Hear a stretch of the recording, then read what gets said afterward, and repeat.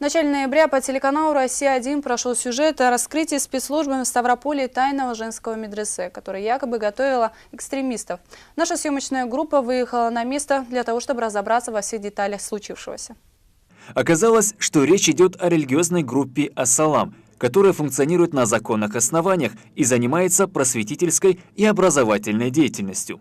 В видео распространено, что мы какая-то экстремистская секта. На самом деле, вот уведомление о создании религиозной группы. Оно принято управлением города Ставрополя 31 января 2013 года. На этом основании, с этого времени, с января 2013 года, мы имеем право здесь и преподавать.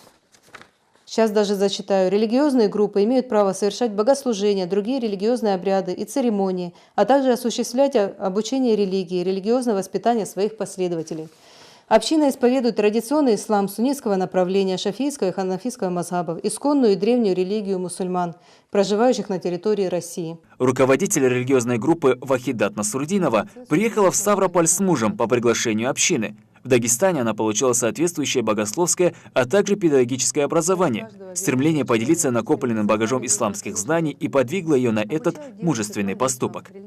Я окончила Дагестанский исламский университет и получила определенное исламское образование. После этого меня пригласили в город Ставрополь, в религиозную группу «Ас-Салам», чтобы я здесь преподавала основы ислама. Ну, естественно, я не могла отказать и считаю, что то, что я получила знания, должна обязательно распространять. Поэтому я сюда приехала. Моя деятельность имеет только обучение и просвещение мусульманок. И стремление к знаниям – это обязанность каждого верующего человека. Стремиться к знаниям нужно, конечно же, от колыбели до могилы. Обучаю девушек молитвам, религиозным обрядам, чтению Корана, этикету, уважению к старшим родителям. Помогаю им стать высоконравственными личностями, которые смогут принести окружающим в целом добро и благо. Мусульманки с таким багажом знаний смогут защититься от влияния псевдоисламских и экстремистских сект. И в основном у нас здесь обучаются девушки, которые уже состоялись в своей жизни, и замужние женщины тоже. Все студентки медресе имеют лишь одну цель – приобщиться к истинным исламским ценностям. При этом многие из них обучаются вместе со своими детьми. Цель моего приезда – поправить, правильно читать Коран, поправить свой махраж и научиться правильно читать намаз. И еще у нас цель, у меня дети, у детей состояние здоровья ухудшилось, и нам врачи посоветовали сменить климат. Так как в Ставрополе мягкий климат, по совету мужа, посоветовавшись с мужем, мы приехали сюда именно. Однако то, что произошло 1 ноября, не укладывается в понятие здравого смысла.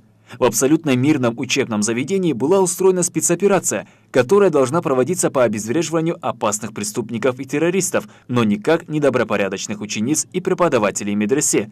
Случившееся очень сильно травмировало психику и взрослых, и детей. Этот день был обычный.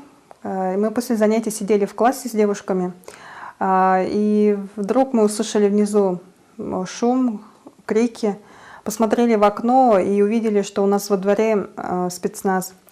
Естественно, мы ничего не поняли, начали волноваться. И в это время зашли в класс люди в оружиях.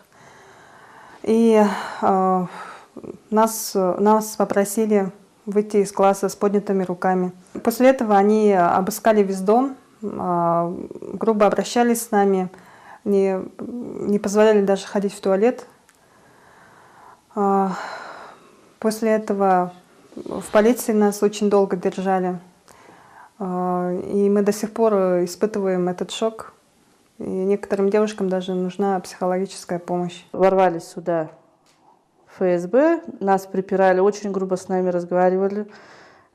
Можно так сказать, нас очень сильно напугали, что до сих пор переживаем, боимся даже чуть ли на улицу не выходить. На данный момент я в шоке. Когда это произошло, меня не было. Я как раз ходила за карточкой, были здесь дети. Они очень сильно напугались. Их тоже поставили к стенке. Когда я вернулась, мне угрожали их забрать. Это очень сильный стресс не только для меня, но и для моих детей.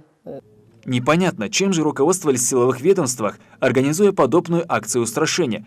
Вместо того, чтобы бороться с реальными преступниками и террористами, целью были выбраны мирные мусульмане.